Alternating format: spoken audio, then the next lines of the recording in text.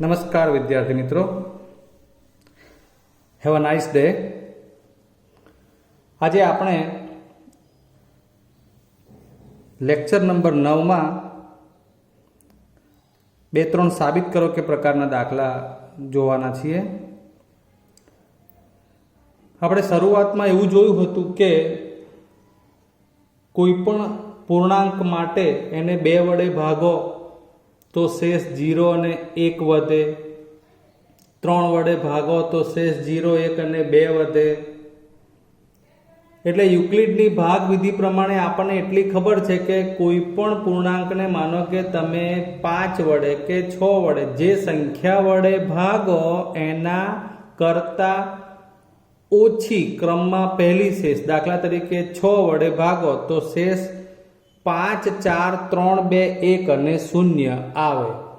આવું આપણે જાણીએ છીએ. અને આપણે શેષ માટે એવું પણ લખતા કે 0 <= r b, ભાજક કરતાં ઓછી શેષ આવે. એટલે એ કન્સેપ્ટ તમારે ધ્યાનમાં રાખવાનો થાય તો જ આવા દાખલા આવડે. અહીં પહેલો પ્રશ્ન છે કે દર્શાવો કે અયુગ્મ ધન પૂર્ણાંક. એટલે પહેલાં તો તમને અયુગ્મ ધન પૂર્ણાંકની ખબર હોવી જોઈએ.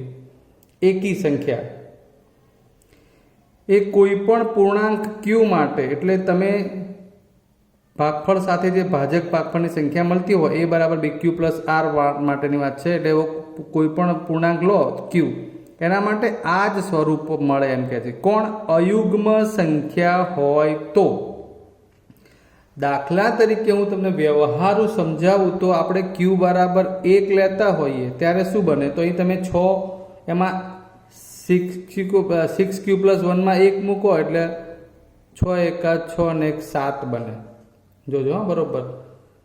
2 મૂકો 6q + 1, એમાં 6 જોડે q માં 1 3 લો તો 6 × 6 અને 3 9 બને. અને 6q + 5, એમાં 6 જોડે q બરાબર 1 લો અને તમે 5 મૂકો એટલે 6 × 6 અને 5 11 થાય. ચલો, આ તમને આટલો આઈડિયા આવી ગયો કે કોઈ પણ પૂર્ણાંક આપણે q, જે અહીંયા 1 લીધો, 1 લઈને આપણે ચેક કર્યું તો જે અયુગ્મ સંખ્યાઓ જ મળી 7, 9, 11. તમે 2 લેશો તો 2 બરાબર તમે 6q + 1, એમાં 2 મૂકો તો 6 દુ 12 ને 1 13 થાય. પછી 6q + 2, એમાં 2 મૂકો તો 3 6 દુ 12 ને 3 15 થાય. 6q + 5, 6 દુ 12 ને 5 17 થાય. જુઓ, બધી એકી સંખ્યા જ મળી. 13, 15, 17, 7, 9, 11, 13, 15, 17 ક્રમમાં જ મળી. એમ તમે પૂર્ણાંક અહીંયા 1 લીધો તો ક્રમમાં 2 લીધા, એમ 3 લો. એટલે પૂર્ણાંક સંખ્યાઓ માટેની વાત છે. એને તમે 6 વડે ભાગો તો આપણને ખબર છે કે એની શેષ 0, 1, 2, 3, 4, 5 આવે છે. બરાબર છે. એટલે આપણું કામ હવે એ પ્રકારનું લખાણ લખવું કેવી રીતે એના માટે છે. તો આવો જોઈએ હવે આપણે આગળ. સૌથી પહેલા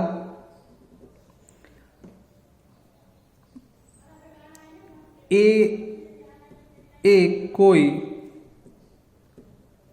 અયુગ્મ ધન પૂર્ણાંક છે માટે યુક્લિડના ભાગાકાર ના પૂર્વ પ્રમેય અનુસાર આપણે જાણીએ છીએ કે a બરાબર bq + r. તો અહીં r એ શું છે? શેષ. કેટલી હોઈ શકે? જ્યાં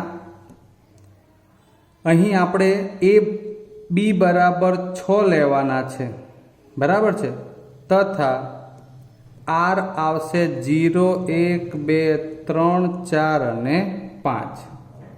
બરાબર.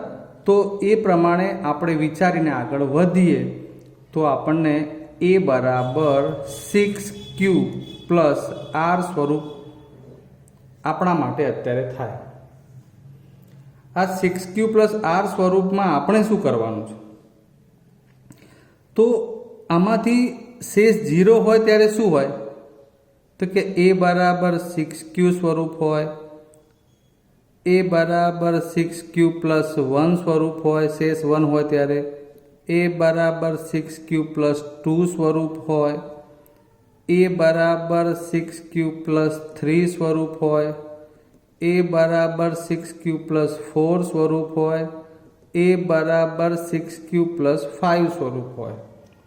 તમને આઈડિયા આવી જવો જોઈએ. અહીંયા આગળ એ બરાબર બી ક્યુ પ્લસ આર સ્વરૂપમાં અહીં બી તરીકે આપણે શું લીધું છે 6, પછી ક્યુ એટલે જે બી પૂર્ણાંક આપણે જે વિચારતા હતા એ પ્રમાણે. શેષ શું વધે તો કે 0 1 2 3 4 5 આ એ પ્રમાણે આપણે લખ્યું છે. હવે આમાં કહેવા શું માંગે છે એ સમજીએ. તો એમાંથી પરંતુ કરીને લખીએ તો 6 ક્યુ પ્લસ 2 અને 6 ક્યુ પ્લસ 4 આ દરેક પૂર્ણાંક 2 વડે વિભાજ્ય હોય. પ્રેક્ટિકલી તમે જુઓ કેમ કે 6 વડે વિભાજ્ય હોય એટલે 6 નો અવયવ 2 બને છે. અહીંયા તમે 2 લો તો 6 દુ 12 થાય, 3 લો તો 6 તરી 18 થાય, બધી બેકી સંખ્યા મળે.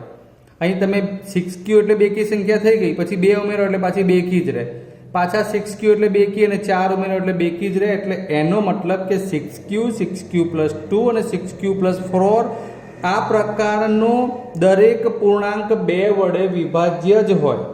તો વધ્યા કયા? માટે 6 ક્યુ પ્લસ 1, 6 ક્યુ પ્લસ 3 અને 6 ક્યુ પ્લસ 5 આ પૂર્ણાંકો કેવા બનશે? અયુગ્મ પૂર્ણાંકો બને. બરાબર ને?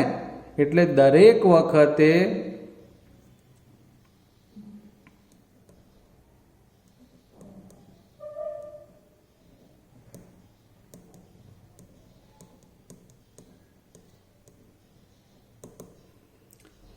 આ બધા 2 વડે વિભાજ્ય છે એટલે એ બધા કેવા બની ગયા? યુગ્મ પૂર્ણાંકો. એટલે જે વધ્યા એ એકી સંખ્યામાંથી શેષ વધે છે એ અયુગ્મ પૂર્ણાંકો બન્યા. અને માટે આપણે હવે તમને જે માંગ્યું છે એ પ્રમાણે સાબિત થઈ ગયું કે અયુગ્મ ધન પૂર્ણાંક માટે દર્શાવવાનું. તો કે અયુગ્મ ધન પૂર્ણાંક ક્યુ માટે કોઈ પણ તમે સંખ્યા લઈને વિચારો તો એમાં તમને જે સંખ્યાઓ મળે એ ક્યુ 6 ક્યુ પ્લસ 1, 6 ક્યુ પ્લસ 3 અને 6 ક્યુ પ્લસ 5 પ્રકારની જ હોય. બરાબર છે?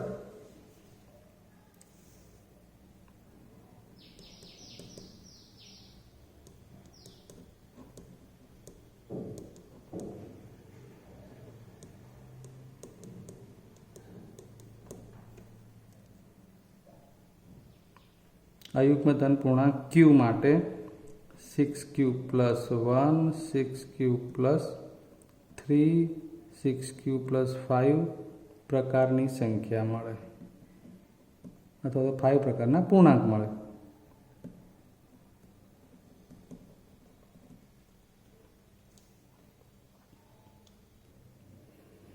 આગળ બીજા દાખલામાં કહ્યું છે કે યુક્લિડના ભાગાકારના પૂર્વ પ્રમેયનો ઉપયોગ કરીને દર્શાવો કે કોઈ ધન પૂર્ણાંકનો વર્ગ એ કોઈક પૂર્ણાંક m માટે 3m અથવા 3m પ્લસ 1 સ્વરૂપનો હોય. કોઈ પણ પૂર્ણાંકનો વર્ગ કરવાનો. દાખલા તરીકે આપણે અહીં 1 નો વર્ગ બતાવીએ તો 1 નો વર્ગ 1 થાય, 2 નો વર્ગ 4 થાય, 3 નો વર્ગ 9 થાય, 4 નો વર્ગ 16 થાય. તો એક આ 3m એટલે 3 નો અવયવી, જેમ કે 3 તરી 9. તો એ 3m પ્રકારનો આ પૂર્ણાંક થઈ ગયો. હવે બીજા જે વધે છે તો અહીંયા એક શેષ વધે. જુઓ 3 એકા 3 વત્તા 1 થતી હોય એટલે 4 બનતું હોય. 3 પંચા 15 પછી એક શેષ વધતી હોય. બરાબર છે? 5 નો વર્ગ લો તો એ 25 બનતો હોય તો 8 તરી 24 વત્તા એક શેષ વધતી હોય. ખ્યાલ આવે? એટલે જે વર્ગવાળી સંખ્યાઓ છે એ 2 પ્રકારે વહેંચાયેલી હોય એમ કહે છે, 3m અથવા 3m પ્લસ 1. આ તો આપણે આંકડાકીય સમજ્યા. આપણું કામ તો લેખિત લખવાનું કેવી રીતે એ સમજવાનું છે. તો એ જોઈએ. અહીં a બરાબર bq પ્લસ r આપણા માટે b બરાબર શું થઈ જશે? 3. bq પ્લસ r એટલે m એ આપણા માટે q નું સ્થાન લે છે તો 3 વડે ભાગવાનું છે એટલે b બરાબર 3 અને r બરાબર 0, 1 અને 2. 3 વડે ભાગો છો તો શેષ આપણા માટે 0 અને 1 હોઈ શકે અને 2 હોઈ શકે. હવે આપણને તો એના વર્ગ માટે કહ્યું છે ને, એટલે પહેલું આપણે પરિણામ વિચારીએ કે a બરાબર 3q, જ્યાં q એ શું છે, કોઈક પૂર્ણાંક લેવાનો, ધન પૂર્ણાંક. હવે એનો વર્ગ આપણે વિચારવાનો છે. આપણે પૂર્ણાંક શું કહ્યું છે અહીંયા, દરેક ધન પૂર્ણાંકનો વર્ગ, એટલે આપણે અહીંયા બંને બાજુ વર્ગ વિચારવો પડે. તો વર્ગ વિચારીએ ત્યારે a² બરાબર 9q² બને, અને એ 9q² એટલે આપણે એને 3 × 3q² કહી શકીએ. અને એટલા માટે એ 3 કરી અને આ 3q² અલગ પાડો એટલે એ બની જાય 3m સ્વરૂપ, જ્યાં q બરાબર m બરાબર 3q². લખાણ કરતાં સમજવું બી એટલું જરૂરી છે.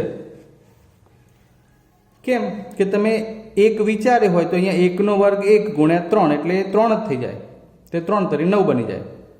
એટલે આ 3q² એ કોઈ પૂર્ણાંક સંખ્યા જ છે. તમને અહીંયા 3q² લાગે અલગ, જેમ q ને તમે કોઈ પૂર્ણાંક કહેતા હો તો એ પૂર્ણાંક બરાબર, એટલે કે q બરાબર તમે 1 વિચારતા હો તો અહીંયા 1 એટલે 1 નો વર્ગ × 3 થઈ ગયા 3, તો 3 તરી 9 એટલે આ 3 × 9 એટલે અવયવી પ્રમાણે ગોઠવાઈ ગયું.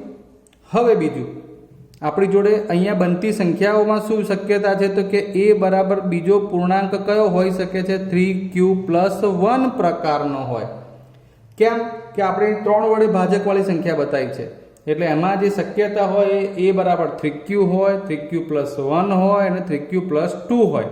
એટલે એમાંથી આ બીજી લીધી. હવે વર્ગ કરીએ તો આ 3q+1 હોલ સ્ક્વેર, 9q², 3 દુ 6 એટલે 6q+1. અહીં તમને બહુ ખાસ ખ્યાલ નહીં આવે, પણ હવે આમાંથી વિચારો તમે તો આઈડિયા આવે. 3 કોમન નીકળે આ બેમાંથી, તો કૌંસમાં વધે 3q² + 2q+1. હવે આને આપણે એમ કરી નાખીએ, એટલે કે 3q² + 2q બરાબર m લેતા. 3q² + 2q બરાબર m. કેમ સાહેબ આવું જ કર્યું? આપણું કામ છે કે સંખ્યાનો વર્ગ કરો તો એનું જે સ્વરૂપ મળે છે એ 3 × m પ્રકારનું હોય અથવા 3 × m કરીને 1 ઉમેરો એવું હોય. એટલે આપણે આ બનતા સાદુરૂપમાંથી જો +1 છૂટો પડી ગયો એટલે એને અલગ રાખ્યું તો આમાંથી ખબર પડી આપણને કે જેમ આપણે અહીંયા 1 વિચારીએ q બરાબર, તો 1 નો વર્ગ 1 × 3 એને 3 દુ 2 એકા 2, 3 ને 2 5, 5 તરી 15 થઈ ગયું આ 3m, અને પછી એક શેષ વધે એવું કહેવા માંગે છે. એટલે આ બીજા સ્વરૂપમાં 3m+1 મળ્યું. ત્રીજું સ્વરૂપ આપણે જાણીએ છીએ a બરાબર 3q+2. હવે હોલ સ્ક્વેર કરીએ બંને બાજુ, તો અહીંયા આપણે આ વર્ગ બરાબર મેળવ્યું, અહીંયા પણ વર્ગ બરાબર મેળવ્યું, 3q+2 હોલ સ્ક્વેર. સો a² = 9q², 3 દુ 6 દુ 12q, 12q + 2⁻² એટલે 4. હવે આપણો પ્રયત્ન શું છે, શેષ 1 પડે એ પ્રમાણે ગોઠવણ કરવાની હોય મિત્રો. તો એ જ તો આપણે સાબિતી માટે સેટ કરીએ છીએ. જુઓ અહીંયા 9q² 12q + 3 + 1. હવે આમાંથી કોમન કાઢો તો 3 કોમન કાઢો એટલે 3q² + 4q + 1 + 1. સો 3m + 1. ફાઇનલી આમાં પણ એવું જ બન્યું, જ્યાં લખી દઈએ આપણે કે 3q² + 4q + 1 = m. તો આ સ્વરૂપ પણ 3m + 1 પ્રકારનું જ આવ્યું. મિત્રો ખાસ બાબત એ સમજવાની છે કે દરેક વખતે આપણને 2 જ પ્રકારના સ્વરૂપ મળે, કાં 3m મળે છે કાં 3m + 1 મળે છે. અહીં પણ આપણે આ વર્ગ કર્યો હતો, એટલે આ પરિણામ એવું સૂચવે છે કે આ પૂર્ણાંક કોઈ લો અને એનો વર્ગ કરો તો એ જે સ્વરૂપ છે એ 3m પ્રકારનું મળે, 3m + 1 પ્રકારનું મળે છે. આમ કરીને લખવાનું કે કોઈ પણ પૂર્ણાંકનો વર્ગ, આમ કોઈ ધન પૂર્ણાંક કયું છે તો આપણે જ લખીશું નો વર્ગ 3m કે 3m+1 પ્રકારનો હોય. હવે આગળ એક છેલ્લો દાખલો જોઈ લઈએ કે યુક્લિડનું ભાગાકારનું પૂર્વ પ્રમેય વાપરીને દર્શાવો કે કોઈ પણ ધન પૂર્ણાંકનો ઘન, જેમ પેલામાં વર્ગ વિચાર્યું તેમ અહીંયા ઘન 3 ઘાત એ 9m 9m+1 અથવા 9m+8 8 આ પ્રકારનો જ મળે. બરાબર. ચાલો હવે એના માટે લખીએ કે યુક્લિડના ભાગાકારના પૂર્વ પ્રમેય પ્રમાણે a બરાબર bq પ્લસ r માં આપણા જોડે b બરાબર 3 છે અને r બરાબર શું હોઈ શકે? 3 વડે ભાગાકાર કરો તો 0 1 2 માટે દરેક પૂર્ણાંકનું સ્વરૂપ કેવું મળશે? યુક્લિડના ભાગાકારના પૂર્વ પ્રમેયાનુસાર a બરાબર 3q 3q+1 3q+2. સેમ આપણે ઉપર જે દાખલો ગણ્યો એ પ્રમાણે એમાં વર્ગ કર્યા હતા, અહીં ઘન કરવાના છે. આગળ જોઈએ. સૌથી પહેલું આપણું પરિણામ છે a બરાબર 3q. તો એ સ્ક્વેર અહીં આપણે તો ઘન કરવાનો છે ને, એનો ઘન એટલે 3q ઘન, 3નો ઘન એટલે 27q ઘન, 27 એટલે 3 જોડે આપણે ગુણી નાખીએ, સોરી 9 રાખવાના છે. જો અહીંયા આગળ આપણે 9m પ્રકારનો બનાવવાનો છે એટલે 9 રાખ્યા તો 3q ઘન બરાબર 9m, જ્યાં 3q n 3 ઘાત બરાબર m.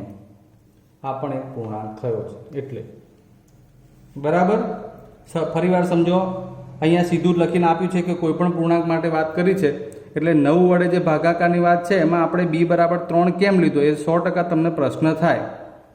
બરાબર. એટલે એ કોઈ ધન પૂર્ણાંક હોય તો b બરાબર 3 લેવાનું કારણ છે કે એની તમારે કોઈ પણ શું લખ્યું છે કે ધન પૂર્ણાંકનો ઘન કરવાનો છે, જેનું આ સ્વરૂપ વિચારવાનું છે.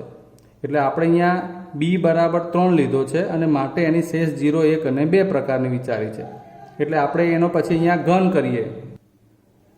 બીજું પરિણામ લઈએ. a બરાબર 3q+1. આપણે b ભાજક તરીકે 3 લઈને ચેક કર્યું છે, અન્ય પ્રકારે પણ વિચારી શકાય.